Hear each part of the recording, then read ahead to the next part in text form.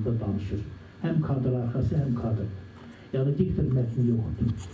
Və həmin o filmdə, Teyyub müəllimin filmi də Sluçina Pişyanı. Baxmayaraq ki, ora Əli müəllim gəldi, kömək elədi. O filmdə də hadisəli bir filmdir, yanğınla bağlı. Və orada da çox novator kadrları var və o kadrlar məsələ müəllim tərəfindən yaradılıb, montaj olunub və eyni zamanda tekst oraya yazılıb.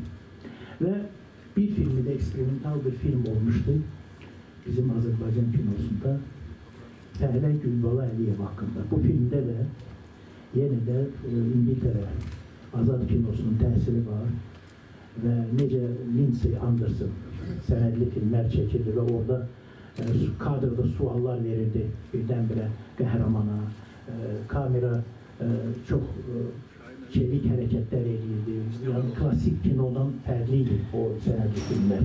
Orada bax həmin o filmdə də düz orada da rejissor başqadır. Amma Əli müəllim ssenari müəllifidir. O orada yeniliklər gətirib həmin o filmin strukturuna. Yəni Əli müəllim Azərbaycan kinosuna ötən əsrin 60-cı, 70-ci illərində də çox böyük töhfələr verib. Və bir çox vaxt kadr arxasında qalıb o. Bax, həmin o Teyyub müəllimin filmindəki kimi. Yəni gəlib, düzəldib, montaj edib, yazıb və gedib. Və bunun təmənnası eləyib, o heç vaxt heç kimdən Teyyub müəllim bizdən nə pul aldı, nə bir şey istədi, gəldi dost kimi. Yazdı, hazırladı, montaj edib, getdi. Yəni çox qəlbi geniş, təvazükar və kinonu sevən bir insandır və bugün burada həm Yalçın müəllim o vaxtda danışacaq, həm Elxan Qasımov maraqlı burada söhbətləri var. Və burada başqa bizim qonaqlar da bu haqda danışacaqlar. Və mən istəyirəm ilk növbədə sözü vereyim xalq yazıcısı Natiq müəllim Rəsullzadəyə. Buyurun, o da onu tanıyıb, onun güzel sözləri var onun haqqında. Buyurun.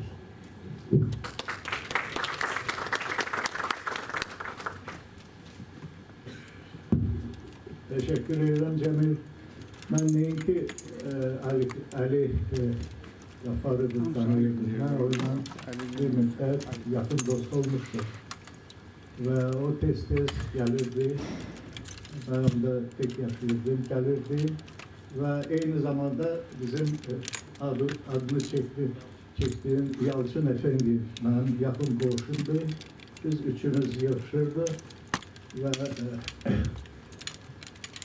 saatlerle söhbet edirdi. Elbette bu söhbetler senaryolar, filmler etrafındadır ve Ali bilirsiniz ben diyerdim kino sahasında doğrudan da çok ensiklopedik bilgilere malik olan bir insandı.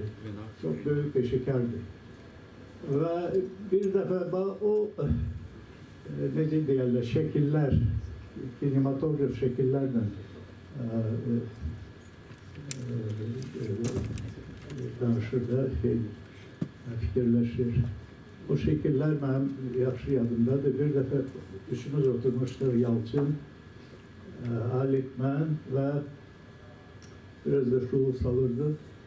Ve o şulu salandan sonra ben başladım mesela Ali'ye böyle təpindim ki, bu nedir sən eləyirsən? Sən öz istedadını səpələyirsən, ona buna kömək eləyirsən, sən bu vaxtınca nə eləmirsən, ondan 10 dəfə artıq eləyə bilərdin. Və o, belə çox tanımadım onu. O gülümsədi, dedi, bir cümleyi deyəcək yadımda da o. Üstadı takoy nərvini. Deyirəm, budur da. Sonra yadıma düşdü, axı, mən 50-dən 13-14 yaş kişiyəm. Ben necə oyuna elə danışdım və doğrudan da çox işıqlı və çox ürəyi açıq, əli açıq insandır. Haçan kimə yardım lazımdır, senarisi deməli problemli deyilsə, həmin vaxt yadımda da o gileylənirdi, belə Yalçın'a da mənə də dedi ki, direktör çağırıb, kino studiyanın direktörü bu senaryoyu tapşırdı, mənə deyir, bunu düzəltmə, bu müəllif onun ötəsindən gələ bilmir. Mən getdim, evdə oxudum ve gördüm ki bu senaryo evvelden ahire için yazmak lazımdır. O cümlesinden sonra ben başladım onu anlamağa ki öyle olmaz, sen özünle meşgul olsan niye öz istedadı ona buna başlayırsa ve ama onun xəsiyyəti elədir. Və Cəmil müəllim burada onun yaradıcılığından çox belə ətraflı danışdı. Mən Əli bilirsiniz onun qəlbində, ürəyində axırıncı günlərinə üçün bir uşaq yaşayırdı. Elə bir bu bir uşaq, sadəlıq bir uşaq. Amma çox paradoksal bir insandır. O sadəlıq uşaqla bərabər çox müdrik bir peşəkar, həyatı bilən, insanları tanıyan və təbii ki öz peşəsini çox yüksək səviyyədə bilən və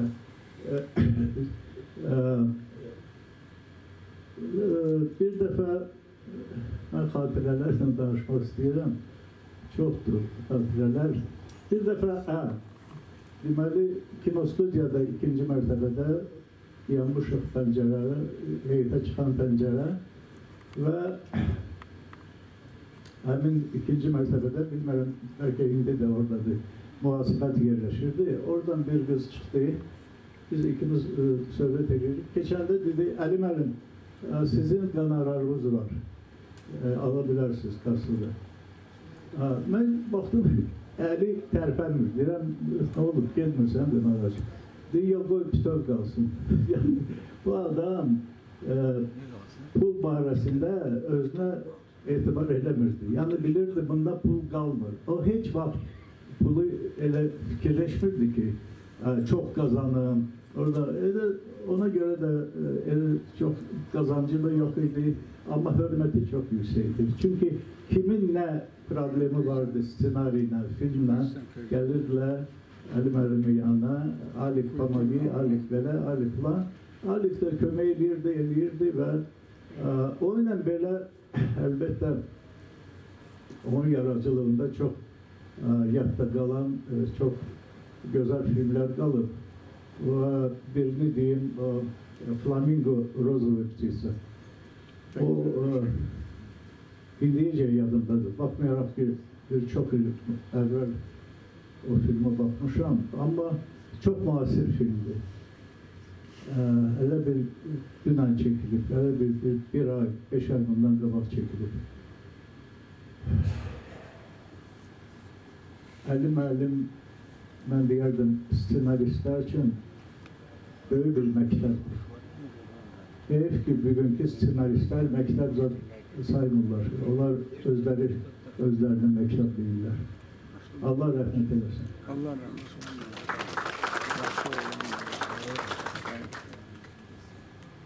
Çok sağ olun Nakil müəllim, teşekkür ederim size.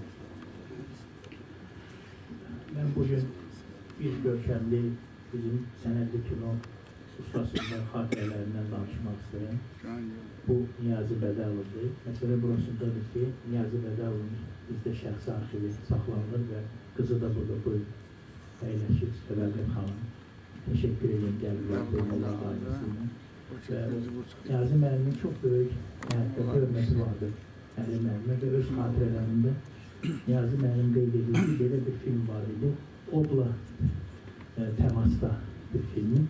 O filmə bir senari müəllifi dəvət etdilər. Sonra birini də dəvət etdilər. Yəni bu sənədli film. Heç nə alınmadı, qəbul eləmədilər.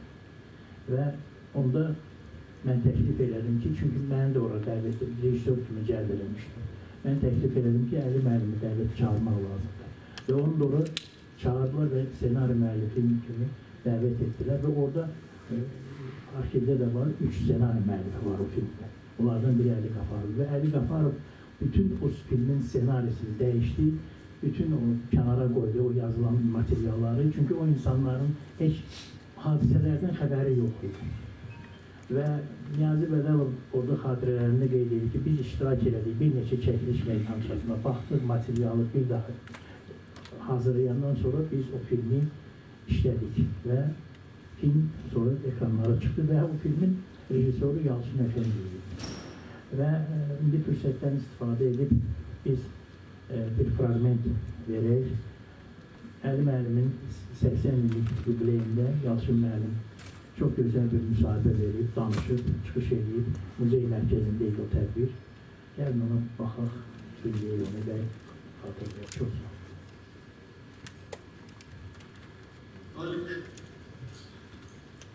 Azərbaycan o vaxt Dövlət Üniversitesi'nin birinci kurs tələbəsiydi, Filologiya Fakültəsində və onun adı bütün üniversite götürmüştü o vaxt ki, birinci kursda böyle bir çok istedadlı, oldukça istedadlı bir genç okuyup ve bunun yazıları, hikayeleri yani hamamda okuyor, hamamda danışır ve o zaman bizim rektörümüz, ben de Keftan Ekber Üniversitesi bitirmişim, ona göre diyelim bizim rektörümüz, üniversite rektörü görkemli halimiz Mehmet Ali Bey'di. Buna çattı bu haber ki böyle bir genç okuyor Filoloji Fakültesi'nde.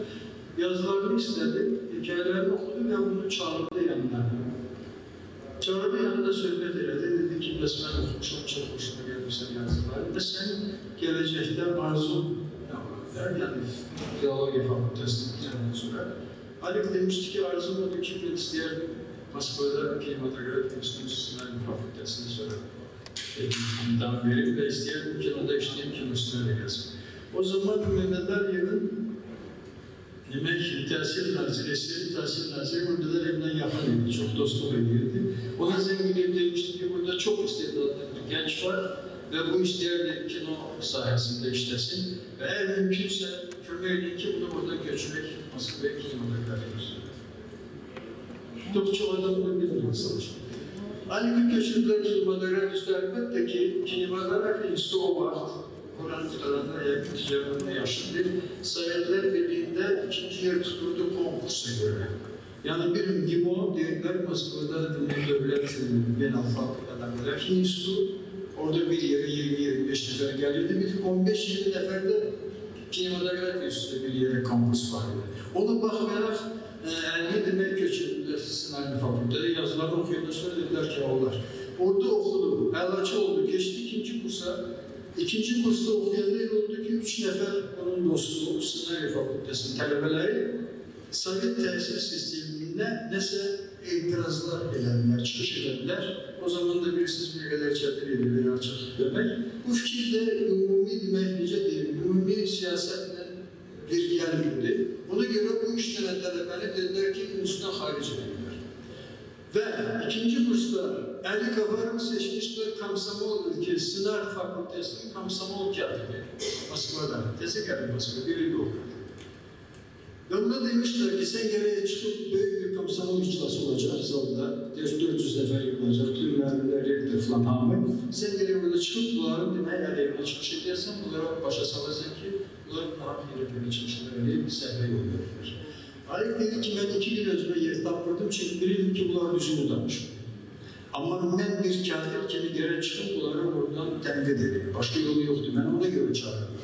Ve ben bir zalda, beni söz verende zalda durdum gittim. Ben gelip bu kürsüye çıkanda orada gördüm ki ben bunların aleyhine çıkış bilmeyeceğim. Ve orada bunları demek gınama evaziden bunların demek tarafını sattım. Dedim ki bunlar tamamıyla düz değil ve başa salımsalı ki neye göre bunlar düz değil. Falan şey düz değiller çünkü böyle olsaydı daha yaşlı. Yani böyle çıkıp ki bunlar da hem bu da bu hem kampanyada yine çıkıp bu tersi sistemin nasıl saklanıyor.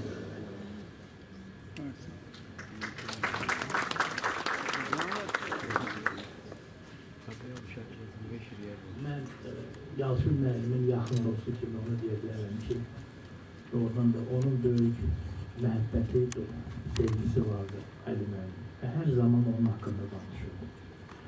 Və o vaxt biz bu tədbiri təşkil edəndə o dərhal gəldi və çıxış elədi. Maraqlı çıxışlar orada çoxdur, vaxt məhdudiyyətinə görə biz onun çox salmətlərini verə bilmədik. Amma biz onu qoruyub saxlayırıq. Mən indi istəyərdim bir arxiv sənədlərinə də toxunum. Demək, Aydın müəllimin Kazımzadənin arxivində də var o. O müsahibə vaxtı ilə götürmüşdü. Tofiq Tağızadədən Qızıl Qaz filmi haqqında. Və orada Tofiq müəllim qeyd edirdi ki, film tamam başqa formada idi. Və çox poetik bir film yazmış, senarisi vardı bu film. Amma Moskvada Goskino eseri Zuseva adlı bir hanım var idi o zaman. Senaryo redaksiya heyətində. O bu filmə qarşı çıxış elədi, bu senaryo qarşı dəyişdirildi. Senaryo dəfələrlə onun böyük epizodlar çıxdı. Sovet ideologiyasının təsiri altında olan müəyyən epizodlar daxil olundu və və film bir qədər öz poetikliyin, öz formasının, stilistikasını itirdi. Və nəticədə bax bu film ekranlara çıxdı bu vəziyyətdə. Və buna baxmayaraq bu film çox profesional bir filmdir. Və Aydın müəllim o yazını özündə qoruyub saxlayır. Çünki o müsahibə sonra hətta çap da olunmadı. Çünki Sovet vaxtı bu müsahibəni almışdı ondan öz o vaxtki kino qəzeti üçün. Yəni bu mənim xatirəmdə var və bu yazını da mənə Aydın müəllim göstərib, mən onu oxumuşum. İndi isə mən istəyərdim sözü verəm bizim çox tanınmış Azərbaycan televiziyasında uzun illər çalışmış bir şəxsə, əməkdar incəsənət xadimi, kino rejissor, professor, hörmətli Oktay müəllim Babazadə.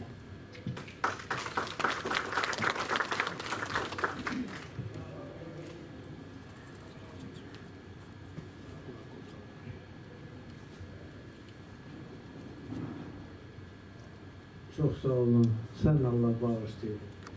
Mən Əli müəllimi, Əli Qafarov heç tanımırdım.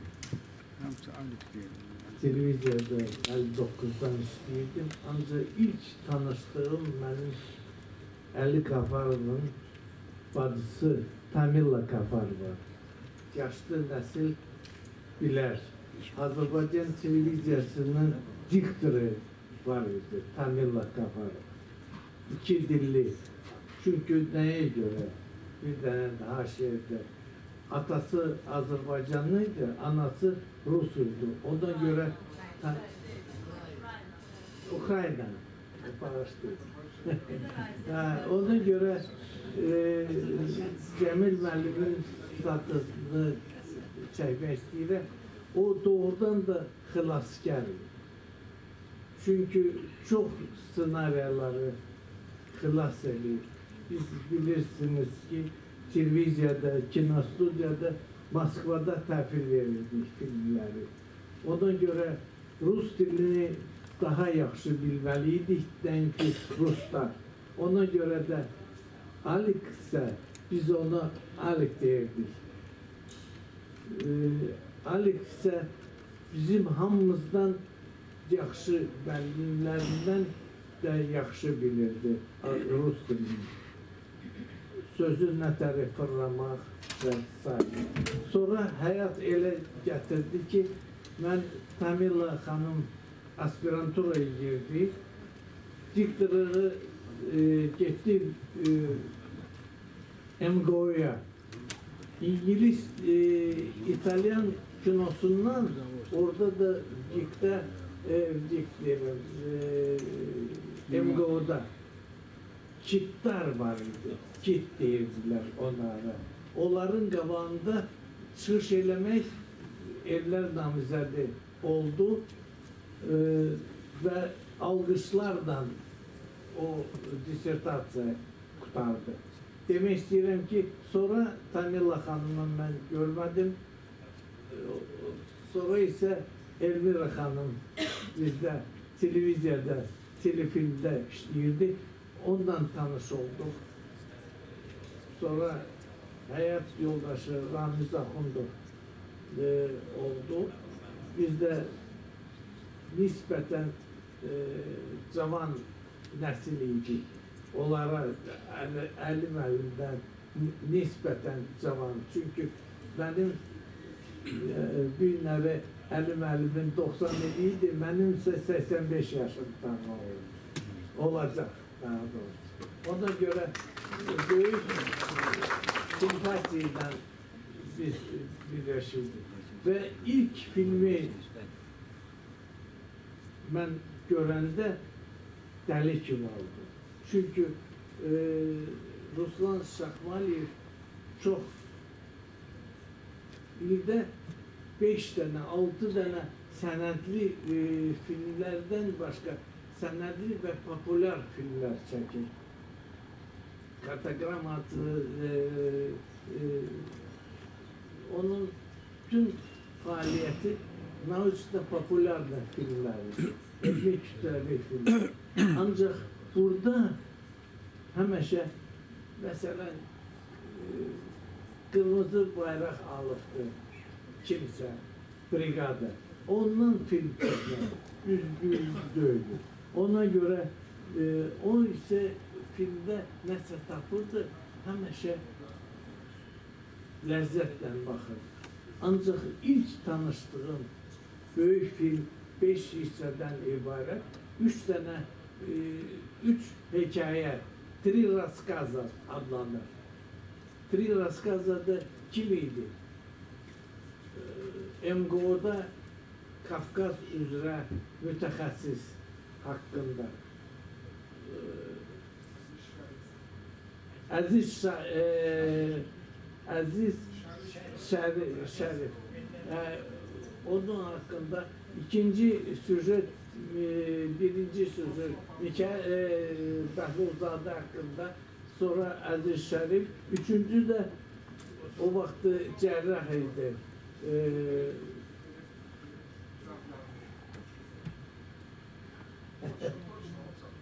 Ne? Fikret Zərgərli hakkındaydı. O film neye göre ben indi yaşa dolmuşam, ona göre yaddaş kaçır. Yazmıştım ona göre. Bu filmde biz de cavanlar oturmuştuk, el çaldılar. Yegane belki de ilk filmiydi ki el çalmaktan yolsal. Çünkü bu Ruslan Şahmaliyev'in filmiydi, düzdü. Ancak onu hayata çeviren Ali, biz ona Alik derdik. Alik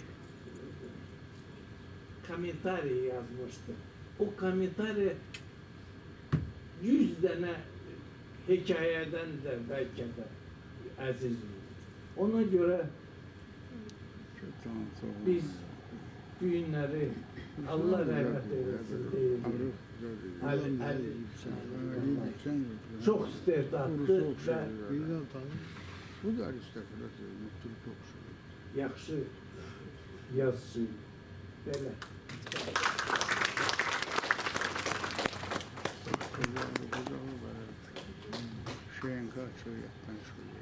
Çok sağ olun. Oktay Merve. Maralı hatıralarınıza göre teşekkür ediyoruz size. Qeyd eləmək istəyirəm ki, Əli müəllim yaradıcılığında televizyanın çox böyük rolu olub. Çünki onun senaryoları əsasında televiziyada da bir çox filmlər çəkilir. Və həm Nazım Zayev, həm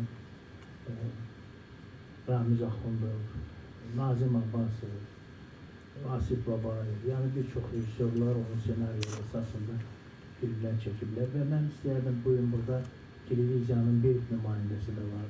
Televiziyanın veteranı, əməkdar mədəniyyət işçisi Liliya xanım Yusupovanı da bura dəvət edən. Onun da ürək sözləri var. Çünki Liliya xanım Azərbaycan televiziyasının kocaman veteranlarından biridir. Buyurun Liliya xanım, pajalost.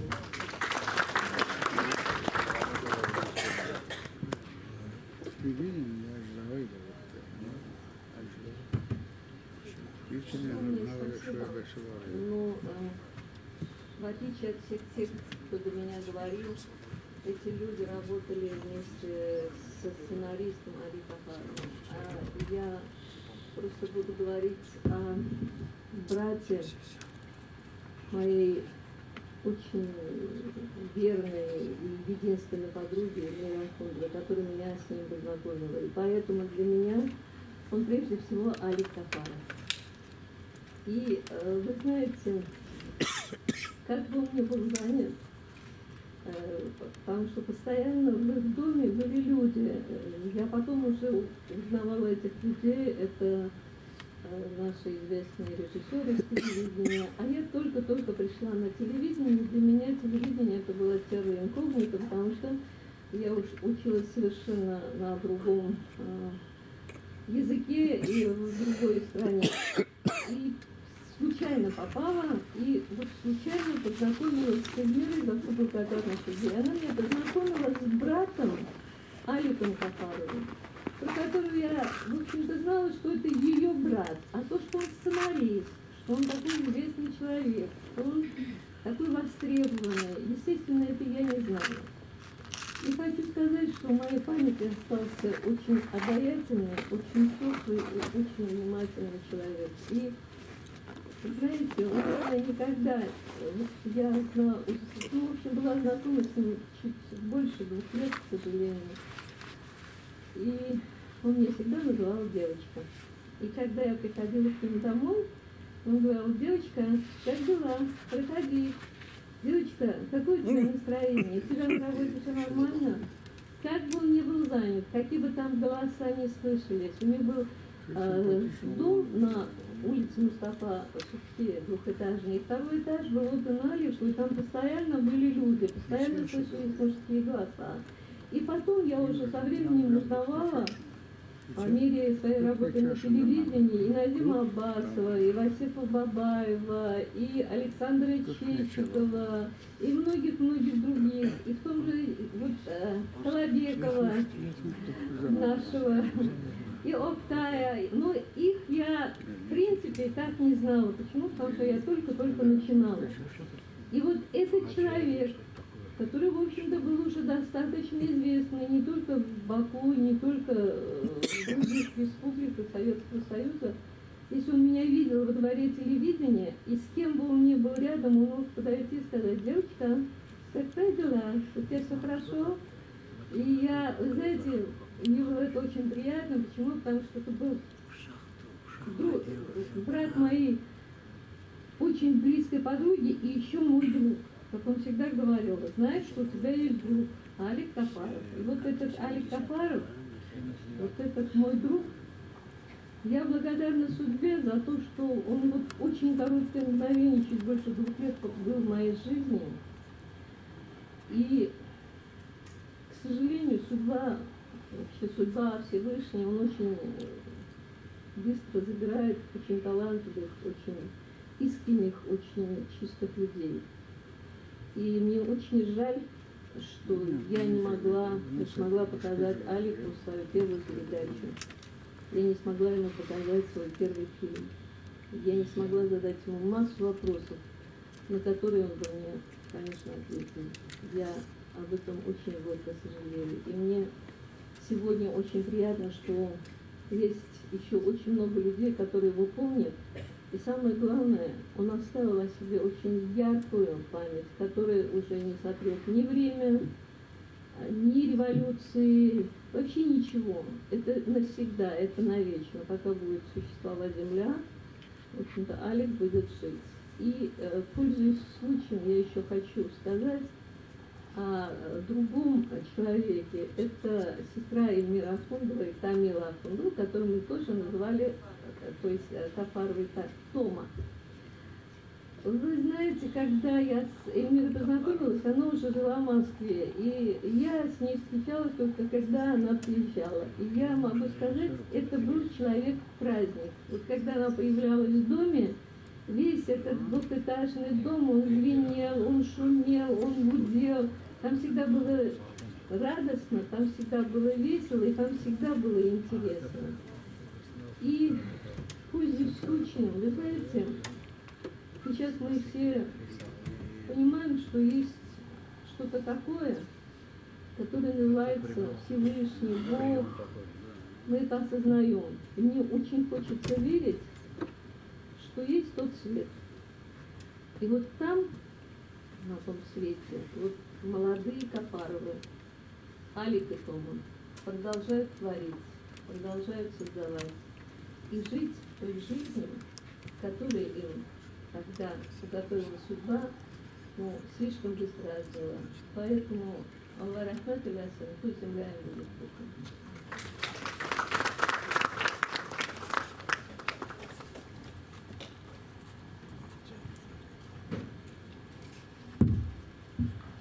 mən Yalçın müəllimin bir xatirəsini istəyirəm deyə. Yalçın müəllimi çox sevirdi və bir dəfə dedi ki, bilirsən, belə bir film var idi, yadıma gəlir, Otar Yosilyanın filmi, bir qara toyuq vardı, Rus dilində Juz Devçidov.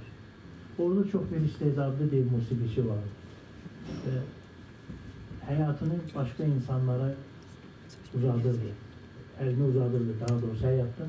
O insanlar yaşasın, onlara kömək. Lakin çox istedadlıydı, amma öz yaradıcılığını tam şəkildə əks etdirə bilmirdi və günlərin bir günü o çox faciəvi şəkildə həlak oldu. Və mən deyir, Alikın deyir, taleyin də belə bir təsəvvür. O da günlərin bir günü çox faciəvi şəkildə həlak oldu. Və bu indi biz Elxan Qasımovun müsahibəsini verəcəyik. Elxanın da çox bir maraqlı fikri var idi. Elxan deyirdi ki, bilsən, Ali Qafarovun taleyi Gennadi Şpalikovun taleyinə bənzəyir. Gennadi Şpalikov Sovet kinosunun çox istedadlı bir simalarından biriydi. Təsəvvür edin ki, Kinematografiya İnstitutunun qarşısında onun heykəli durur. Baxmayaraq ki, çox tez bir zamanda dünyadan köçüb və qəribədir ki, onun o ağır taleyini indi onun qızı da yaşayır, Dariya Şpalikova. O da çox pis bir vəziyyətdir, bəlkə də rəhmətə gitti. Yəni, belə bir qəribə bir aura var idi, bir ağrı var idi bu ailənin üstündə. Və Elxan çox maraqlı bir fikir deyildi o bununla bağlı və Elxanın müsahibəsində çox maraqlı bir fikir var. Onu mən istəyirəm sizə təqdim edeyim, çünki onun yübleyində Elxanın, daha doğrusu Əli müəllimin yübleyində Elxan da var idi. Çünki Elxan bütün bizim tədbirlərin iştirakçısı idi, parlaq çıxışlar edirdi burada. Allah ona da rəhmət eləsin. Gəlin onu dinləyək, sonra isə mən sözü növbəti çıxışçımıza verim. Çox sağ olun. Gülbala Əliyev haqqında fikirlərdə bir yerdə işləmişik bir neçə organizasiyasını mən Leningrad oxuydum və ondan səfərlərimiz oldu. Fantaziyası çox böyükdür. Onun yazılmayan, çap olunmayan bir neçə əsəri məndə var. Yəni, məndə bir hal-hazırda Leningradda mən oxuduğum ikinci ali təhsil olaraqda işdim, kurs işlərimi tarixdə yazdım. Yəni, o mənim üçün ssenari yazırdı, ssenari də yoxdur, ekiplər yazırdı, kurs işlərimi işdim, oxuduğumlar var, Laçınlar, Timurlar, Xamizmanlar da biri və onları yazırdı və onu da yazmamışdan öncə o mənim bir yerə var. Deyər, qəlbidə ayağına yazır, koşulur ayağına yazmaya. Bilməkən bir sada gelirdi, indiki oraları triplər idi, xarab ediblər, yəni Xoca Əsər tərəfdə dağların arasında ova gedirdik, atım arasında görüləsidir və ova gedirdik. Girilgöl dağların arasına girəndən sonra bu təpələrin arasında bir neçə nəfər, 2 nəfər, 3 nəfər. Ora çatandan sonra deyildi, fikir verirsiniz, biz bütün dünyada varıq, ancaq biz doğrudan da onun arkası yanınıza gəlir, onun arkası hərbi hissə, ona qədər gedə bilmirik. Və ayrı orada fikirləşdir. Açıqdır xoş işimiz. Açıqdır xoş istimal. Yeri məşğul çıxır, yuxara çıxırlar, imtihan verməklə filan şeylər zada çevirirlər. Fantaziyası çox böyükdür. Çox böyükdür və mənə çox köməklikləridir.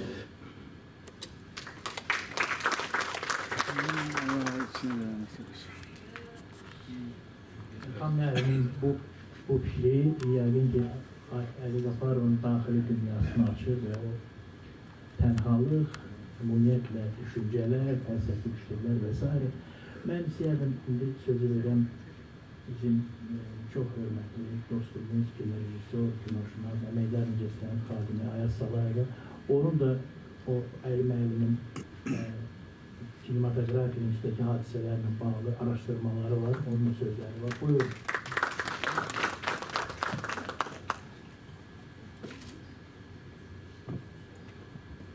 Salam. İcazənizlə çox qısa. İş ondadır ki, Əli Qafarovun adı Azərbaycan kinosu tarixindən başqa bir səhifələrə də yazılır. Mən vaxtıyla Sovet İttifaqında dissident hərəkatı haqqında bir məqaləni oxuyordum. Baxdım oradan sonra bir Qafarov fikirləşdim, kimdir o? Azərbaycanlıdır, müəyyən bir araşdırmalar elədim. Nəysə mən səhv desəm, Elmira xanım məni düzəldər. Yəni, Ali Qafarov dekabr ayında 1979-cu ildə dünyasını dəyişib. Mən onu tanımırdım və həmin vaxt mən Moskvada Dövlət Kinematografiya İnstitutunda oxuyurdum. Və həmin vaxt Sovet hökuməti özünün xarici siyasətinin növbəti murdar səhifəsini yazıb Afqanistana Sovet qoşunları girdi və mən bilmirəm, Ali Qafarov bu haqda xəbər tutdu, yoxsa yox. 23 il ondan öncə Moskvada Dövlət Kinematografiya İnstitutunda Ali Qafarov oxuyur. 1956-cı il 20-ci qurultay, Sovet Komünist Partiyasının 20-ci qurultayı Xruşçov bağlı bir məruzə eləyir. Stalinin şəxsi pərəstişgal var və s. və s. Şok. Müəyyən bir liberallaşma gedir. Düşərgələrdən adamlar, ölən ölür, qalanlar qayıdır. Müəyyən bir azadlıq və bu dəqiq elə necə Qarbaçov gələndə, elə bir azadlıqdır, sonra Bakıya tanklar gəlib, milləti gördü. Eyni şey 56-cı ildə elə bildilər ki, yəni artıq azadlıq var, amma Macaristan, hələ Çekoslovakiyadan əvvəl qanlı Macaristan, tanklar girdi, Xruşçov milləti orada qırır və s. və s. Və məsələ artıq adı çəkilən Şpalikov bu haqda tələbələrin qızışdırır orada. Tələbələr yəni qaynayıb, qarışır hər şey. Amma bunun nəticəsində cəmi 2 nəfər onun qurbanı olur. Biri də Azərbaycan. Deməli, Zlotverov adında bir tələbə bu haqda çıxış eləyir. Orada da bir Krivtsov adında bir gənc, amma artıq Komünist Partiyasının üzvüydü. O, yəni məli Danos yazır ki, bax, bu adı Zlotverov bu Macaristan'dakı o şey tənqid eləyir. Antisovet söhbətlər aparır, Leninin şübhə altına görür və s. və s. Və Zlotverovu həbs edirlər. Və nə üçünsə onunla bir yerdə Ali Qafarovu həbs edir. Yenə VGİK'in mənim üçün, Cəmil müəllim üçün və burada bir sıra adam üçün doğma olan Dövlət Kinematografiya tarixində yeganə halbuki tələbə rektorun kabinetinə çağırıldı və orada, düz deyirəm də hamısı, və orada həbs olundu. Ali Qafarov onlardan biriydi. Həbs olunan bir tələbə və Şpalikov, onlar hamısı, onlar əlviran olmadı, Şpalikov indi düz özü-özünə sonra əlvirdə, amma ki, bax, belə. Tələbələr düzdür, o vaxt qaynayıb qarışırdı, Emil Laçan nəsə çıxış eləyirdi, Qalubkinin sonra dramaturgiyadan dərs deyəndir, o vaxt tələbə, yəni Naum Kleymanın xatirələri var bu haqda. Və buradan mən Ali Qafarovu tanımırdım. Amma bu 2-3 onun haqqında yazılan sətirdən artıq onun portreti gözümü görüldü. O necə şəxsiyyət idi? O Naum Kleyman onun haqqında bir söz işlədi. Doverçivый Ali Qafarov. Onun deməli gündəliyini tapdılar. Və o gündəlikdə artıq çox yəni açıq hər şey və həmin o Krivtsova, Stukaça o gündəliyi verdi oxumağa. Orada o zaman politik anekdot, siyasi lətifə anlayış o vaxtlar yaranırdı. Orada bir lətifə var idi ki, нужна ли в Советском Союзе авиация? Нужна, вдруг в Архангельске начнут давать котлеты. Значит, və belə bir hələ o dövrə aid olan, yəni Ali Qafarovun gündəliyində bunu tapdılar və s. və s. Həbsına görə həbs edildi. O qurban oldu.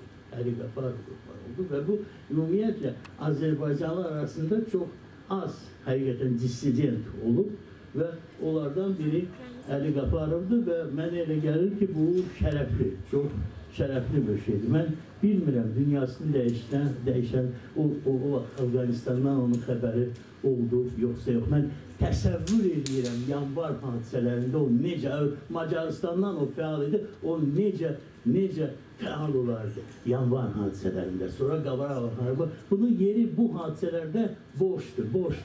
Görürsünüz, bu Qaklın bir əsəri var, Sabahçı Sersi, orada qəhrəman profesör Preobrazhenskiy öz haqqında deyir, ya Moskovski student, hani şair. Ali Qafarov, Moskovski student, Moskva tələbəsi. Bu unikal bir anlayışdır. O adam ki, o vaxt biz hamımız, o vaxtlar xüsusilə 50-ci illərdə o yəqin elə bir SSR-ni elə bilmiyorum ki bu ölkə dağılacaq. Bu SSR-in taleyini öz taleyi kimi ziyalı, Moskva tələbəsi, ölkənin taleyini öz taleyini kimi переживать судьбу своей страны как свою şəxsi taleyi kimi yaşayırdı.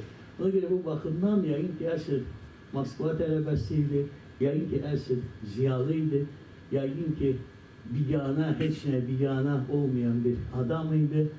Əsr dediyim kimi ziyalı idi, insanlara inanırdı. Bax, belə bir, mənə elə gəlir ki, bu xaric Azərbaycan ziyalısı obrazı idi. Bax, o araşdırmalarında belə bir obraz gözümün qabağında durdu. Təxmini, burada bir qədə olaraq mən heç vaxt özüm haqqında danışmıram, Bu dəfə bu səslənir, ona görə icazənizlə bir şeydir. Mən Moskvada həmin o bilgi qutarandan sonra illər keçdikdən sonra, illər ki bilindi, bir nəfər artıq yaşlı KGB işçisi demişdi ki, mənim haqqımda material gəldi. Ki bu antisovet söhbətlər aparır, mən də fikirləşdim, cavan oğlandırız, gücüyle getdik, bildim, mən niyə gördüm, mən materiallara yol vermədim, qoydum qırağa. Yəni bu bir qədər bu talihlər, mənim baxdım, bu baxımdan daha çox gətirdi bu qədər.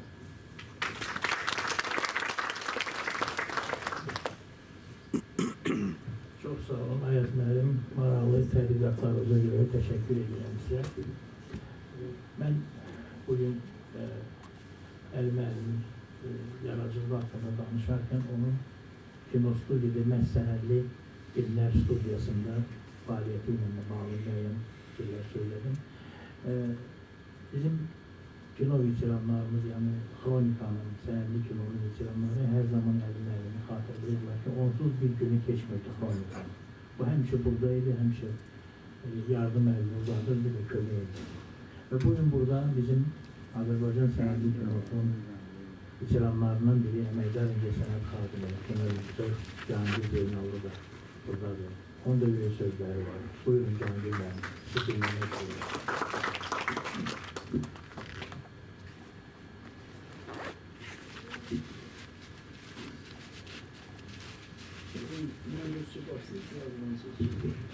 В отличие от Лилии Ханым здесь же, просто Али Мэллим сказал, что девушка моя, а он меня называл все время старик, как дела? Сказал, моды бей, старик, бей, Hoca ne var ne yok, karşıda вам повезло. Ben ne demek istedim? Şimdi ki burada çok güzel, yaşayan danışlar Ali Məllim'den. Ama bulaştım, gördüm ki, ne olursa en hoşbar adam ki, bu aileni ben çok yakından tanıyorum. Ben bu aileden, ben de adam anam var idi, elbette ki, ben gelmiştim. Ama bu aile bana çok yakındır. Benim en yakın dostum var idi ve indi de var. O Moskva'da ilişkidir. O Fikafar, annemin kardeşi, Halet'in, Toma'nın kardeşi. Ve biz uşağlardan bir yerde, bir mektepte okuyorduk, bir sınıfta, bir yerde futbol oynadık. Ve indi de arada saklıyor. O Moskva'da bir şey diyor, WhatsApp'ımızdan danışıyor. Böyle oldu ki, ben tez gelirdim olarak biz futbol oynuyorduk. Bizim mahallelerde birden aşağı dağda olsa Mustafa Çekti. Bir gün bizde oynuyordu, bir gün vardı Sesköy ve hemşe bizde oynayanda, yolanda bizim mahallede. Biz gelip bizim eve, Damlı Dersi'ni, Şahizade Çizlerine. Onlarda şey oynayanda biz gelirdik bu eve gelirdim ve Toma, kaşen simpatично, но строго. И явились, мы запылились, только здесь она строго говорит. Gene bir sessiz de ne kadar ses var. Adam oynadı futbol değiştiriyor ki pas böyle ver atlar var. Günde bir şu vardı. Top değil, her gün kışkırtma ettirdi. Diğerde geldi, bir Cihangir'in bütçesine çıkması yoksun burada. Ben ne için ben de diye sonra Tom'a dedi ki, Tuşu, sen hiç izliyor ya, kitap okuyorsun, başladı kitap vermeye mesela sen bu kime seyreden nedir? Alik de oradaydı. No, Alik bilirse он немножко больше futbol, hokey, böyle dansı var. Mesela Tom'a birden diyor ki, yarış film çekiyor. Bu bir ikimende bazı kamera var. Spor. Geldi, boşuna kaçış sonra yarış filmi çekiyor. Ben biz grupta yarattık. Kamila Kafarova, автор сценарий, ben operatör. Tofik Kansun'dan. Ali Kafarda он художественного кино. Но главной героиней Балacı kız vardı. En Balacı bacıları vardı. Balacı kızı. Simpatik başka manikə. No, biz azından, aradığımız azıydı. Aslında ona size animal, stüdyo, ne olmak gördüğümüzü düşündüm. Ben onlarda da şeyde kalsa nakrişı da zabor gibi tam yer vardı, istirahat için ve biz orada kino çekiyorduk. Oradan maralı çekti ve bu Balacı kız çok istedadlı kız çıktı. Böyle oynuyordu, Tom'un diye dayak üstünden çekiyordu. Ve ben geldi ki bu Balacı kız bulan basları devam ediyor ki indi olardı kavga etsin. Ne o yol çeşti kardeşin yolundan çıktı, oldu jurnalist, yazıcı, publisist ve meşhur halk yazıcı oldu, депутат oldu. Şimdi Elmira Hanım sarı, ne böyle balık, девочка, как вот сейчас она уже взрослая. Но ben işte Elmira Hanım'ı görendi ya da sağım bu vaktları. Birisi doğrudan bu çok güzel ailedir. Ben birisi şimdi yarısından çok tanışıldılar. Ama ben demek isteyen bağımsız etmen ki bu arada. Doğrudan çok güzel aile. Atasıyla tanımalı, anasıyla. Ailede seriyoz, ben böyle açacağım. Orada korktu, orada спортом какой-то, особенно старик чем занимаешься, победы дальше. У него свои белекси кассеты. Ve seviyordu futbola, hokeye bakma. Basın ona bakırdı. Yanım beni Tofik'e geldi. Ama Tom ise hemşe bakırdı ki ne okuyor, ne esas benden şey. Sen kino ödüsü olacaksın, Albanya'da böyle advokası yapılır. Basın faktiski kino yolum öyle bu aileden başladı. Biz kalkta benim, ben size dedim ki Tom doğudan burada daha çok Alik Kafar'ın başladı. Ama Tom'un çok güzel insan.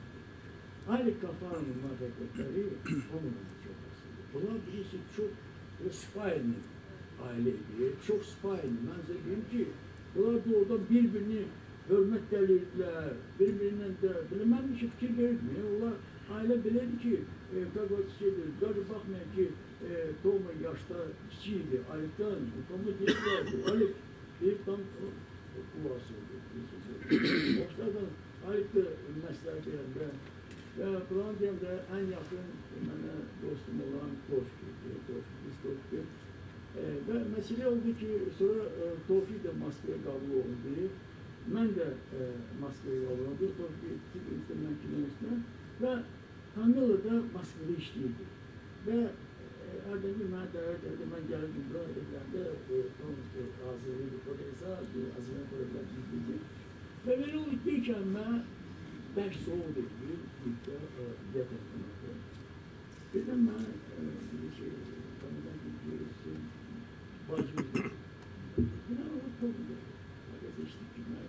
Dört kakası bakayım, değişik günler, geçelim canlısı. Geldik, doğru nerede ki, служите футболисты, спортсмен, надо держаться, надо так не что-то болеть, ben ne için bunu danıştım size? Ben oldu ki geçen yıl, evet bu vakti, ben çok ağır kaslandım. Böyle ameliyat oldum, çok biletliydi. Ben bir miktar Meryem size almak gibi. Ben de danışımda yavaş esinlerse ve WhatsApp'la biz başladık danışmalar, Tofik Moskva'da. Tofik hakimdi. No, öyle ki bir Moskva'dan Almanya yolu yoktu. WhatsApp dedi de kesin pek satılası. Onda bölümün danışma oldu. Bir Tofik birden yadı saldı bu meselenin. Dedi, старик, держись, Kardeşi kim, ne gibi ister, dirilisti. Tom Mitiveştos kazandı. Futbolist, sportsmen, dirilisti. İnanırsınız biz öyle Tofiq'den danışı ya da salıp bu vaxtları, necə mən olan yerim. Mən olan yerimdə çox olmuşam. Mən aslında bir siyasi, faktiki mən deyəm də, mən də ailəmdir. Bu ailə mən də ailəmdir. Çox gözəl insanlar idi. Alisa doğrudan bir çox fiziklər, hamısına kömək idi. Hətta elə oldu ki, montajla gələndə, mən bir görürüm də, biri içəri damlayıb, patikası, bu belə, o belə, belə. Neyse, kino öyle şeydi ki, böyle profesyonellar otururlardı. Kino materialı yaxşı çəkmiyorlar, montajı her şey programlıyorlar. Ve zayıf materialı montajda güclənir. Tofik, Alex ise hamısı böyle güclü eləyir. Ve hətta elə olmuşdu ki, biz Alex Allah rəhmətləsin, rəhmətlə də biz evdə yaşmışdılar. Nəfəs gəlmişdi o. İkinci sol tərəfə girəndə sol tərəfə ağrıyor. Biz bir neçə iş uzatılmışdık. Buna azıcık Alifler utanmıştı. Birden bir nasıl oldu ki, elbette bu bir içkidir, böyle içkidir, aydınlıdır. Ama bir rejisörün umumiyetle ne etkili ki, o da belki bir kilo çekebileceğimiz, alıp 4 kilo Alif çekildi. Mesela o bunu yani, Alif doğrudan çok hayırkat insan, çok istedadlı adamıydı. Ben söyleyeyim o gazı değil, güzel gazı. Kamil da zaten ben söyleyeyim de, bu aile bilirsiniz, istidadıydı ve çok samimi adamlar idi. Şeydi de samimi, Tofuk'ta, Elmira'da, bu aile umumiyetle bilirsiniz, böyle bilirsiniz, bunlarda samimiyet var. Ben indiyeceğim bence, Tofuk'ta böyle pis olanda ben çevirip Tofuk'ta sen geliyorum bası atmaya. Ya ona nizam gelip birbirimizi başımıza atacağım, geçti yansıtıyorum.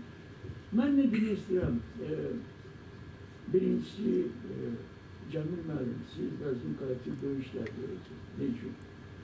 Bu adamlar kimde kim kinoda işliyor, siz onları yeniden yada salanda, döyüşteki çok sazı bir işte göre. Ondan başka elbette yaşlı nesil tanıyorlar. Cavanlar bilmiyor, bu bilsinler. O sırada ben bir şey, karşımda Emre Hanım siz icazı dediğimi istiyorum. Elbette ki burada aileden de ahirde kimse çıkıyor. Çok sadece minnetlerim. Ama ben de bu ailenin üzvü sayırım. Buna göre ben aile adım, ben size çok minnetlerim. Siz böyle tedbir geçirdiniz. Doğrudan Tanrı'la Hanım'da, Ali Müəllim'den, Müəllim ben şey oturmamışım. Devlet olsuz da starik, ya da Ali kitapsı, böyle şey, lokal zarafat. Oldukça ben bir hürmetim var. Ben aslında o günde bende biraz davranışlar çiğetak o. Elmira Hanım bana zəng gələndə onun davranışını istiyordu. Yapmış o. Ona göre ben de çok minnettarım bildiren. İnşallah bu böyle tedbirler çok geçirmiş, bu lazımlı tedbirlerdi. Elmira sen de çok sağ ol. Bir sene için ben gördüm ki Necir Alik'te Asıl Elmira sen istiyordular. Ama çok da istiyor. Ne oldu biz onlardan danışıyor. Ve sen çok büyük iş görürsen ki olan Türkiye'de sağ ol, Türkiye'de olmuş. Biz başlıyoruz. Sen de çok minnettar. Çok sağ ol.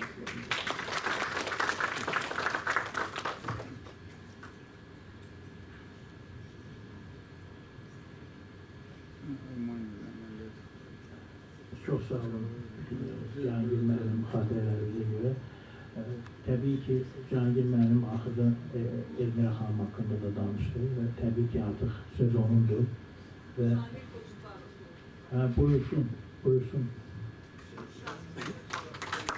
Söz verilir Azərbaycan kinosunun veteranı 1957 ildən Azərbaycan kinosunda çalışan əməkdar mədəniyyətçisi ve aynı zamanda bizim film fondundaki geçmiş şöbə müdürü Şahin Qalabey.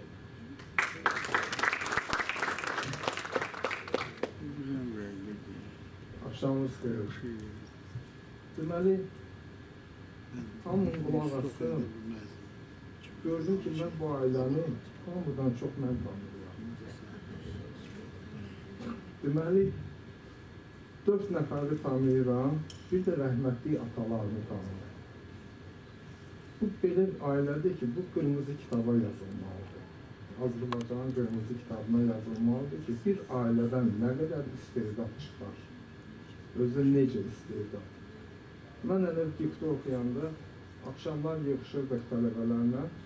Arifin söhbəti, gör mən 80'da oxuyurdum da.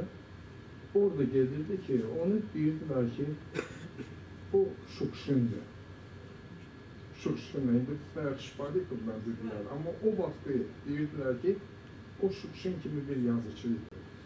Özü bir il yarım okudu da orada, amma tarihi çox qaldı oyunuzda. İndi mən rəhmətli Hüseyin kişidən istəyirəm danışam. Deməli,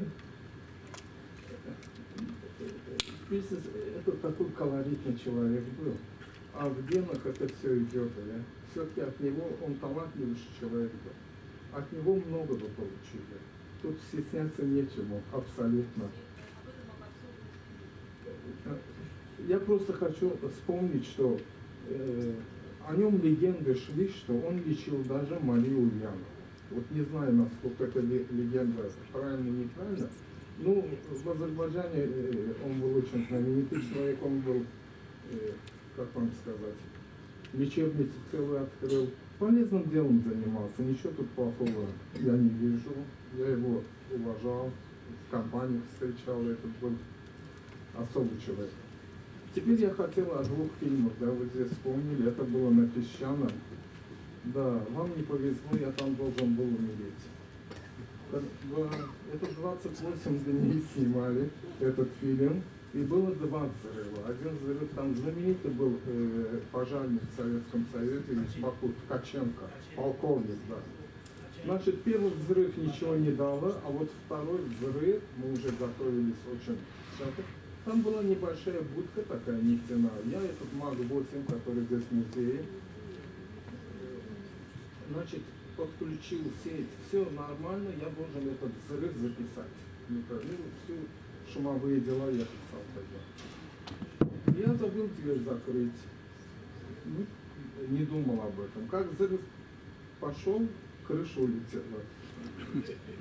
Знаете, верстовал altına. Вот это меня спасло, да? Вот это. Со вторым фильмом, который работали, 3 рассказа было, да? То, что сделали. За одно слово этот фильм не пошел на всесоюзный экран, хотя был выдающаяся картина была. Var, kalır. Filmin o şeyde var. Onun 4 kopyası var idi. Onu verdiler, Asservation. Moskva'yı adı Yusufzade bir tane kelime orada işitti. Akademik var idi. O fikre zerzelden dedi ki, вашей стране такой талантливый врач. Yusufzade durdu zalda dedi ki, у нас одна страна. Это слово поменять. А пленка уже была на 2 пленках. Этот фильм был на 2 пленках. И этот Руслан Дебишсидан Джетац Адамович. Вот это иногда еще было. Потеряли деньги, и фильм не пошел на всесоюзном экране. Ну, все, что я мог сказать про Алика, я вам сказал. Про Эльмира Ханум знаете, Тамилу Ханум слыхали, наверное, а я с ней тоже общался. Она была одной из первых девушек. И я еще общался с Тофиком Алхундовым. Тофиком Кафаровым. Он почему-то часто приходил. Как мы приезжали на Вавилов в гостиницу, Тофик там же появлялся. Я даже не знал, кто он по профессии. Я знаю, что кино никакое отношение, я потом узнал, что врач. Кино никакое отношение человек не имел, но почему-то как собиралась вот эта барашка киношники. Он приходил с нами, сидел на Вавилова. И опять-таки повторяю, что это очень талантливая семья. Пожалуйста, занесите его в Красную книгу Азербайджана.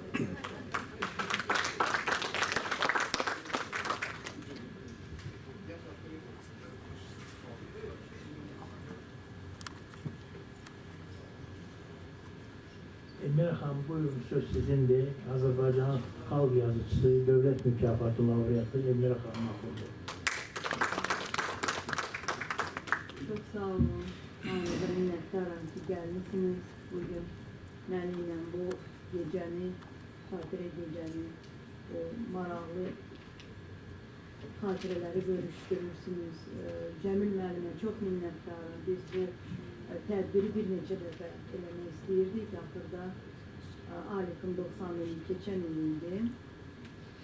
Ve Tamila ise 22 fevralda anadan olur. Özel 85 yılı olur. Ona göre ben çok minnettarım ki biz nihayet Novruz Bayramı ərəfəsində biz bunu elədik ve biz bunların əziz xatirələrini əziz tuturuq. Mən demək istəyirəm ki, bilirsiniz, deyirlər ki, большой видится на расстоянии. Doğrudan belədir. Ama mən həmişə bilirdim ki, Alif çok istedadlı insandı. Tamila Qafarov çok istedadlı insandı ve televiziyadan gedəndə, kinodan gedəndə bir çox insanlar uzun illərdir onu yaddan çıxarmırdılar ki, bəs bu nəyə görə getdi, bu nəyə görə elmə getdi, bu gərək kinoda qalaydı. Bilirsiniz, o 2 il ya 3 il cəmi işlədi televiziyada Tamila xanım. Amma belə qəşəng idi, siz onun şəkillərini yəqin görürsünüz. Həm Moskvada Azərbaycan televizyon günlərində Tamila Qafarova təmsil edirdi Astırını. Hem Fransa'ya bunlar gelmişler nümayəndə heyəti. Fransa'da da Tamila Qafarova deməli təmsil edirdi Azərbaycanı. Və Roza Tagiyeva, Natella xanım, Sarılı tam ya vижу все эти fotoğraflar, onlardan dostluq edirdi və uzun illərdə elə mənim yadımda heç vaxt çıxmaz, biz köhnə evdə yaşayırdıq. Roza gəlirdi bizə, o vaxt Rafiqlə də o yıxdan Roman, Rosyo. Rafiq də gəlirdi. Bu köhnə məhəllədən hamısı çıxıb baxsın ki, Tamil onlar üçün adı idi ki, qonşuydu da, Roza Tağıyeva gəlir. Ona görə hamı, bütün qonşular səpələnirdi küçələri, gözləyirlər ki, Roza Tağıyeva haçan, deməli, bizim evimizdən çıxacaq. Belə şeylər doğrudan çox idi. Ali Qafarov ise mən uşaq idim doğrudan.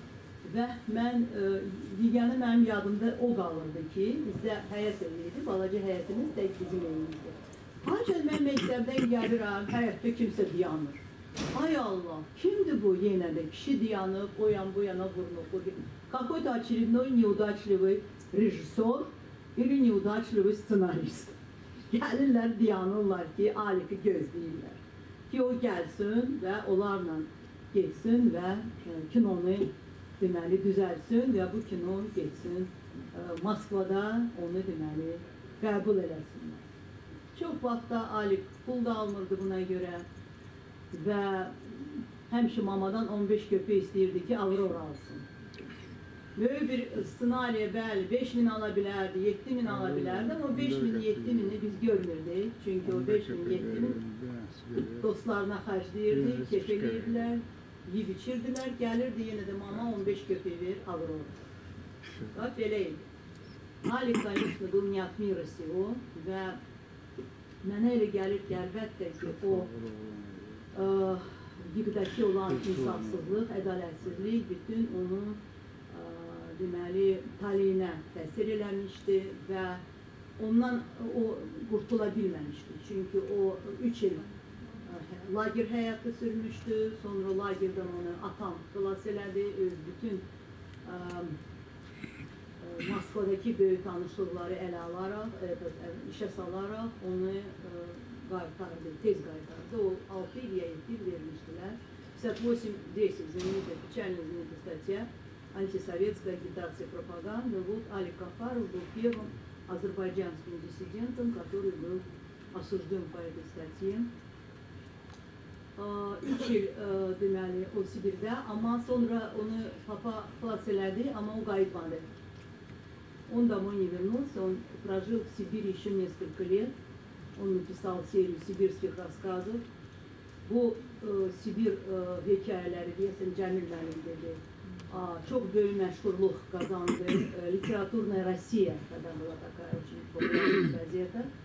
Они были опубликованы в нескольких номерах литературной России. Он проснулся, как сейчас говорят, знаменитым. Он мог бы продолжать на этой своей волне в Москве очень большие дела делать. И вот Гена Шпаликов был его большим другом, Павел Фин был его другом, Наталья Рязанцева, это была все одна компания. Гене он простил, с Геной они общались. Hətta mən sizə bir epizodu danışım. Bunu heç kim bilmir, onun Natalya Rязанцева, məşhur kinodramaturg, bu yaxınlarda rəhmətə gedib.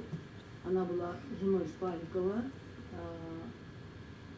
Она вспоминает, моя дочка Лала, она записала ее интервью, просто мы не успели его смонтировать, она записала, это был 73-й или начало 74-го года, Гена повесился в 74-м году. Переделкина, вы, наверное, знаете, он покончил с собой. У него была страшная депрессия. Алик в это время учился на высших курсах сценаристов и rejissörов.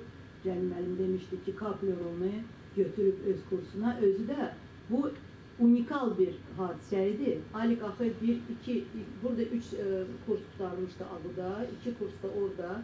Deməli, onun nataman ali təhsili var idi. Ali təhsili yox idi, belə deyək. Onlar.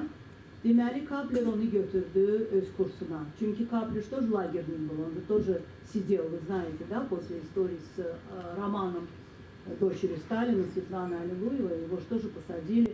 И он увидел, наверное, в Алике родственную душу. Они оба сидели в Сибири, и он увидел его рассказы, прочитал. Он прошел все инстанции, он убедил, что я должен его взять на свой курс, он должен закончить, потому что это очень талантливый человек. Ve Alik orada okuyanda Gena'nı taktı, Pavelkin'i taktı, onlarla dostluq eləyirdi. Bu maraqlı həyat sürürdü və çok maraqlı bir hadisəydi. Геннадий был в сильной депрессии. Они оба не соглашались с советской действительностью, с тем, что происходило в стране. Особенно уже, когда началась Брежневская эпоха, опять стали закручивать гайки. Они поняли, что их обманули, что никакая это не оттепель, понимаете? Ve Gena'ya deyirdi ki, onlar oturmuşlar hardasa kafede, Natalya там тоже была, и она рассказывает, что Алик, а он был заядлый охотник и рыболов.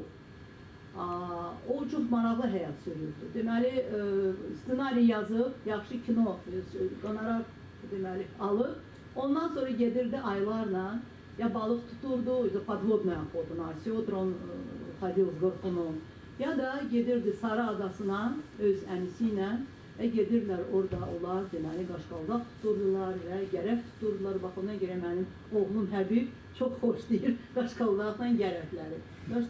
Твой дядя в свое время очень любил их стрелять. Ve gətirərdi bir böyük taslarla, mama da değne bütün gece onları deməli təmizləyir.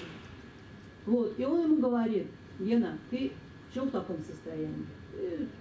Нормально, у тебя все хорошо, у тебя фильмы, у тебя деньги, у тебя все есть. Что ты, какая депрессия? Зачем? Поехали в Баку. Поехали в Баку, я тебе покажу наш город, я тебе покажу, мы пойдем с тобой на охоту, мы пойдем с тобой, будем в море, значит, рыбачить и так далее. И он его уже почти уговорил, вы представляете? Почти уговорил, он собирался уже купить билет. Ну, на утро позвонил, сказал, что я вот остаюсь, я к тебе потом прилечу. Представляешь, вот он мог его спасти, и он хотел это сделать, но он уехал в Переделкино, и вот там он покончил жизнь самоубийством. Я хочу привести только два вам примера еще людей, которые очень любили, знали Алика хорошо. Это Рамис Фаталиев, он болеет, он здесь недалеко живет, но он попросил просто прочитать этот маленький кусочек. И второе, это стихотворение, которое написал об Алике его друг Сиавуш Мамедзаде. Рамис Фаталиев на том самом вечере сказал следующее. Я не понимаю, откуда у этого человека, выросшего в Ленкоране, такое глубокое знание русского языка. Он ведь писал на уровне лучших русских прозаиков того времени. Дальше. Все мы могли куда-то не пойти, отказаться, придумать что-то. Алик этого не мог. Здесь про это говорили. У него была спортивная фигура, поджарый. Он был сильный человек. У него были мягкие волосы, и характер был такой же мягкий и красивый. И с этим характером ему было трудно жить и трудно отказываться. А если учесть, что он еще человек был щедрый, первый лез в карман за деньгами, он постепенно оброс паразитами, прилипалами. Было две категории паразитов. Это которые пользовались его карманом, вторая, которые пользовались его талантом. Алик Кафаров действительно мог за ночь написать текст фильма и вытащить его. И этим иждивенцам он не мог отказать. Он часто писал за других людей. Фамилии стояли других людей, он по кусочку отдавал им себя. Он был драматической, я даже сказала, трагической фигурой. Почему-то рядом не оказалось никого, кто бы просто схватил его за шкирку и заставил жить по-другому. Наверное, это было невозможно. Он жил как хотел, как умел. Но я хочу сказать, что дальше он говорит, что это был один из самых светлых людей в моей жизни. И однажды я зашел к нему домой, там была девочка в школьной форме с косичками, которая неприязненно на меня посмотрела. Это была Эльмира, тогда еще Кафарова, сегодня Ахундова. «Давай что-нибудь напишем», — говорил часто Алик. Не сложилось. Зато теперь я пишу сценарий вместе с девочкой, его сестрой, которая когда-то неприязненно на меня посмотрела. И второе воспоминание Эльмиры Алиевой, заслуженного журналиста Азербайджана. Вот тоже она говорила о том, что они работали вместе в Бакинском рабочем.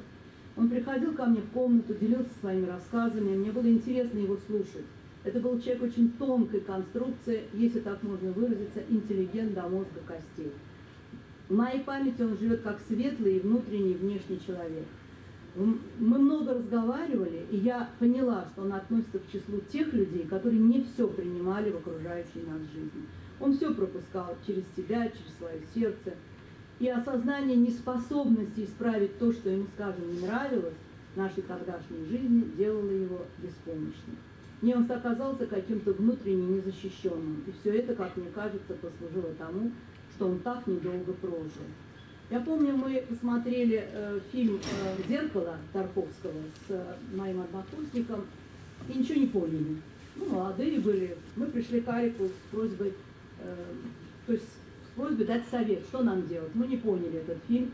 Он сказал посмотреть фильм еще раз. Он ничего не стал объяснять. И второй очень интересный эпизод, для него самая была большая радость и счастье, когда Шукшин, которого он лично знал, получил за «Калину красную» в Баку главный приз Бакинского международного кинофестиваля в 1974 году. И он это праздновал как свою личную победу. То есть у него абсолютно никогда не было ни чувства зависти. Ну, потому что он был талантливый, в принципе, очень многих людей, понимаете. И он радовался, он был счастлив, что вот в Баку Шукшину, значит, вот дали этот приз. Ну и в конце я хочу прочитать очень трогательное стихотворение «Рюкзак над водой». Я повторю, что Алик был... Ой, интересную жизнь прожил. Он был 44 года, и у него было 3 жены. Все 3 очень красивые женщины. Все 3 его очень любили. Ни одна не смогла вытащить его, конечно. Но он был охотником, я говорю, рыболовом. Он написал 3 или 4 сценария художественных фильмов. Он написал очень много стихов. Издана книга в Москве его, и поэтому он очень много успел в свои 44 года. И вот все это отразилось в этом стихотворении, которое называется «Рюкзак над водой». «Ты падал в сибирскую бездну с предательски тяжелым рюкзаком, но выплыл. Из ямы, в которой ночью упал налегке, не выплыть. Одни равнодушно бегут и бегут. Ты помнишь, Алик, 100-метровку свою за 11 секунд? Пружине Силова убежал от Агута в эстафете за нефть и хлопок. Я многое вспомнить могу. Прагу в Москве, за столом мы втроем. А третий предмет моего увлечения. Это уже не имеет значения. Сценарный в Авгике и грустные письма из Коми. Стихи о любви, о разлуке, о ней, минчанке с Истфака знакомой, уехавшей в пункт назначения. Но это уже не имеет значения. Подводные дебри у Северной ГРЭС, они там охотились на осетров. Сам Вовка Калинин, журналист известный, едва ли добыл бы столько кефали. А то, что до Валерия Ивченко, то он в основном на вершине. Тоже журналист, вот корреспондент. Автобусные счастливчики, мы по жизни мы шли спеша, пропавшие солнцем и небом, соленым каспийским ветром, нашей веселой тоскою, снова зовущей к прибою, Платоновым и Хемингуэем и верою все одолеем.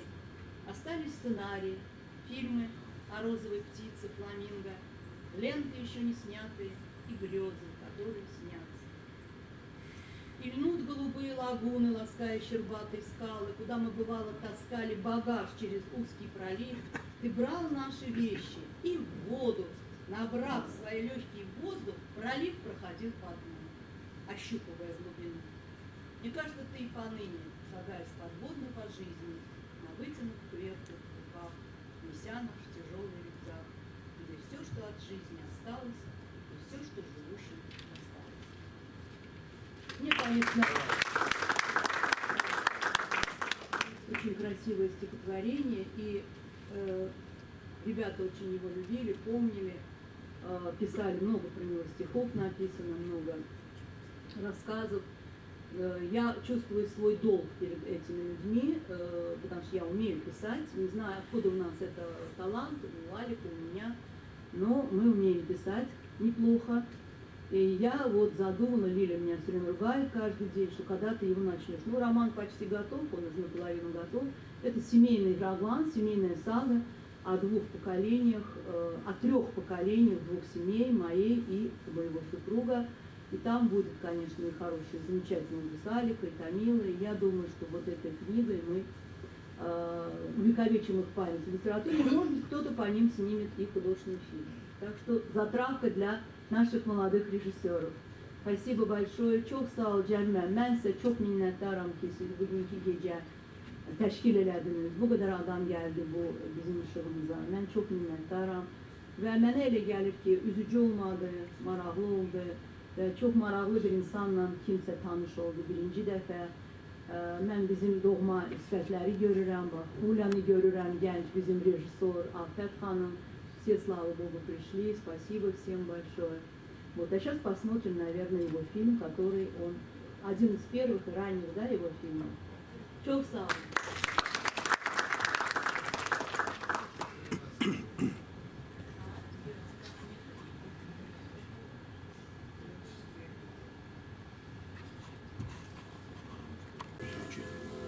Yok şekeri de davul şekeri. Yok yok.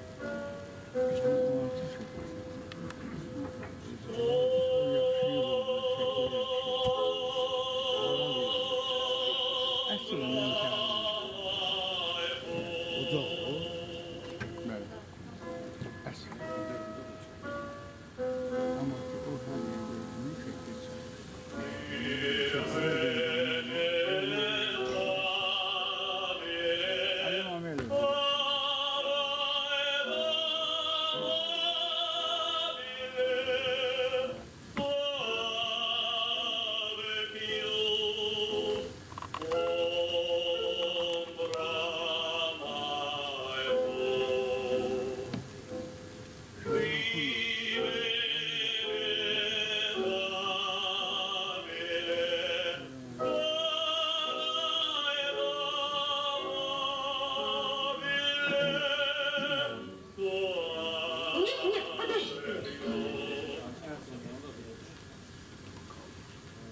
Надо петь это выразительнее, теплее и свободнее.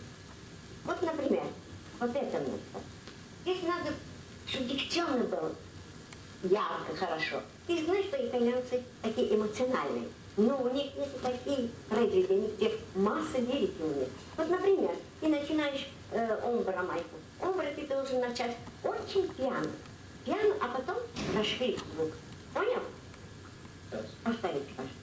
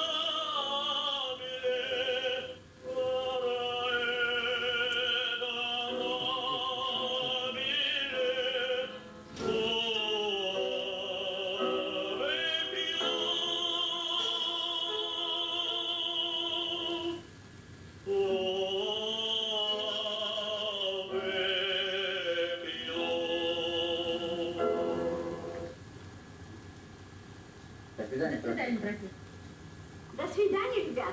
До свидания.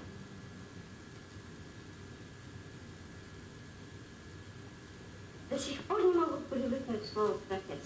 Ведь ваша профессия оперная певица. Певица? Сейчас, к сожалению, уже бывшая. А впрочем, я считаю, что мне повезло. Почему? На смену одной профессии пришла другая, педагог. Профессор консерватории. Да. Ваш первый концерт в Баку состоялся в 1912 году. Да, Говорят, он чуть было не стоил вам жизни. сейчас в это трудно поверить. Не правда ли? Вы родились в Тбилиси. Тбилиси. Так его тогда называли. Это город моего детства. Там с юных лет меня захватило очарование народных песен. Я часто бывала у бабушки. Ее дом находился в старой части города. Узкие улочки звенели народными напевами. И я впитывала их как губка. Этой любви к народному фольклору я осталась верна всю жизнь. И потом, вы знаете, они в чем-то очень похожи. Тбилиси и Баку. Одна из моих любимых улиц – Басина. Шумная, яркая.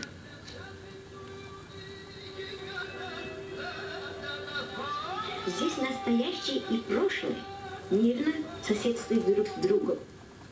Люблю смотреть на маленькие мастерские. Ведь мой отец был ремесленник, кустарем.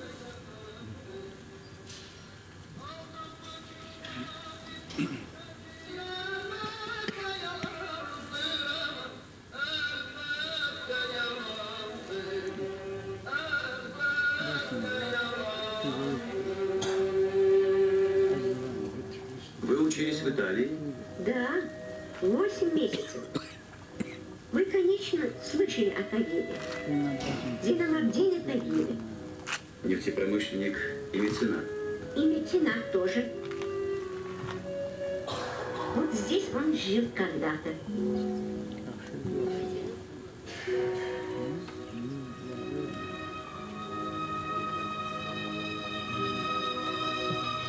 Хорошим человеком тогда считался он. Странно звучит, правда? Капиталист и друг хороший. В 1911 году я у Тагиева добилась стипендии и поехала в Милан учиться. Италия. Я не успела ее ни полюбить, ни запомнить.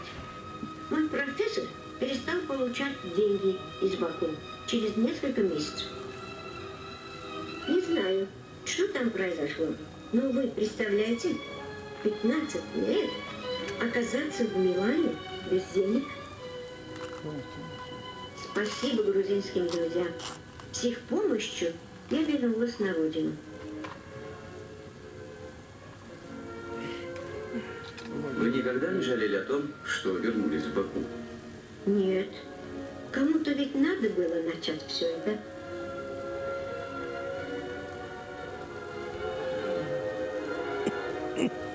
Сегодня на сцене Тагиевского театра, после окончания спектакля «Муж и жена», перед зрителями выступит Шавкет Ханум Мамедова, 15-летняя певица, только что вернувшаяся из Милана.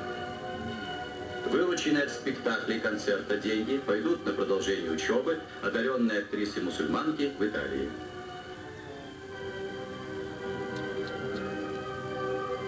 Вчера на сцене Тагиевского театра состоялся концерт Шавкет Ханум Мамедовой. К сожалению, мы вынуждены отметить дикость нравов наших зрителей. Разъяренная толпа разгромила театр. Религиозные фанатики угрожали певице физической расправой. Какой пример показывает Шавкет Мамедова нашим дочерям, сестрам и женам? Терпеть этого нельзя. Так мы докатимся до того, что наши женщины начнут танцевать в балете.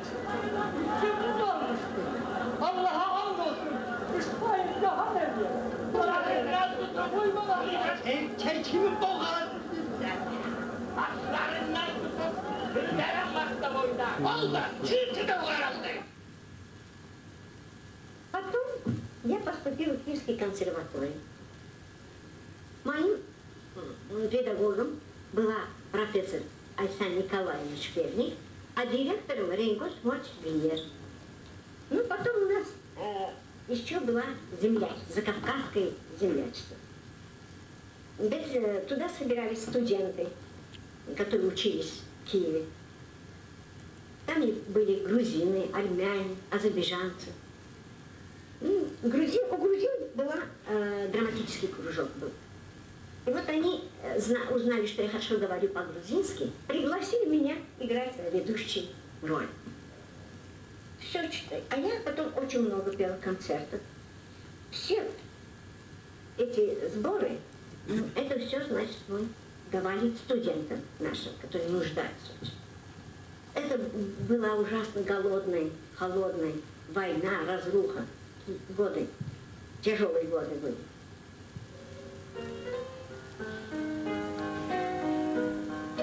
Теперь Джабарла, когда в 1921 году я вернулась в Баку, он пригласил меня на репетицию. Актеры, помню, играли великолепно. Знаешь, сказал он мне, показывай на сцену, у нас пока нет ни одной актрисы азербайджанки. Я, конечно, поняла его намек, но уж очень мне хотелось петь.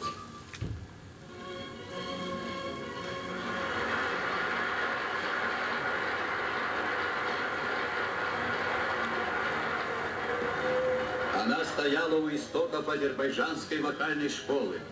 Более того, будучи ее родоначальницей, Шовкет Мамедова на много лет определил ее развитие, принеся на сцену неповторимый аромат народного музыкального фольклора. Талант ее расцветал под благотворным влиянием и заботой Узира Гальчебекова, Муслима Магомаева, Лиера. Но главная заслуга замечательной певицы в том, что она открыла азербайджанским слушателям русскую и европейскую классику. Ее искусство высоко оценили слушатели братских республик Ленинграда, Москвы.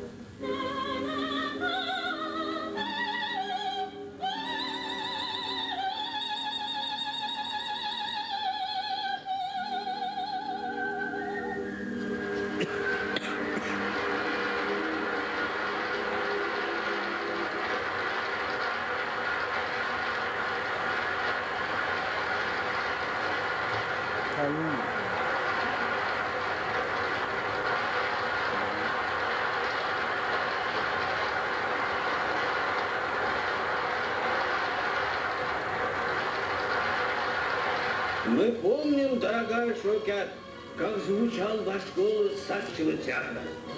В этот день, день вашего 70-летия, когда вы оглядываете пройденный жизненный путь, мы рады тому, что грузинский театр, грузинское оперное искусство стало важной веткой на этом пути.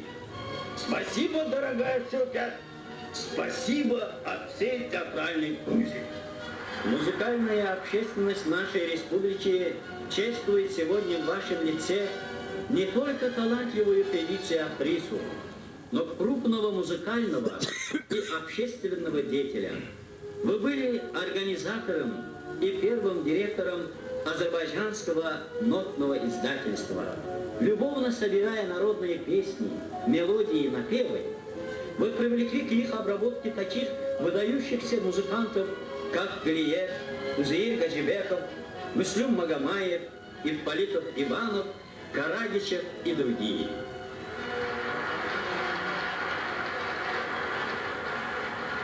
Дорогая Шевкет Ханум, вы явились организатором Бакинского театрального училища, которое стало ныне настоящей путницей творческих кадров в Азербайджане. В его стенах готовят режиссеров, актеров, театроведов. Сегодня студенты института... Он очень высоко ценил мое участие в создании оперы «Шахсанят». И говорил всегда, что наши совместные работы ему доставляют большую радость. Я ему помогала, находила народные песни, напевы. Сама же их напевала ему. Вот, например, эту песню. Ben gördüm sen bir gün verdim gönül. И пела же эту песню на экзамене. Пой, пожалуйста.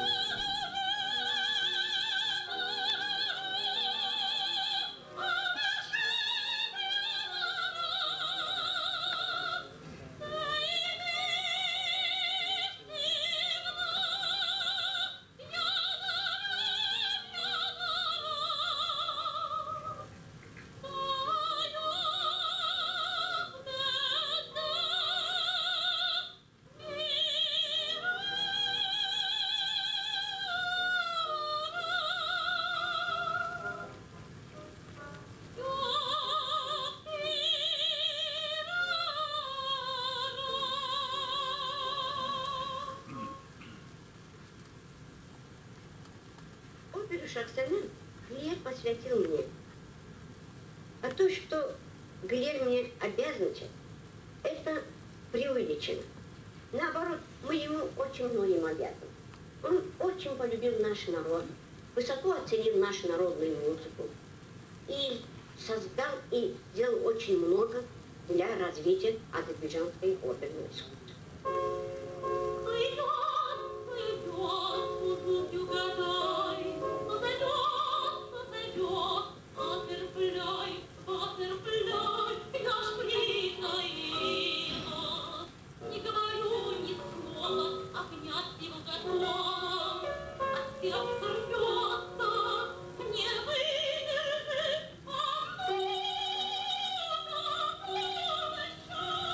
Говорят, ко мне пришла старость, а я вот смотрю на нее, слушаю и не верю этому.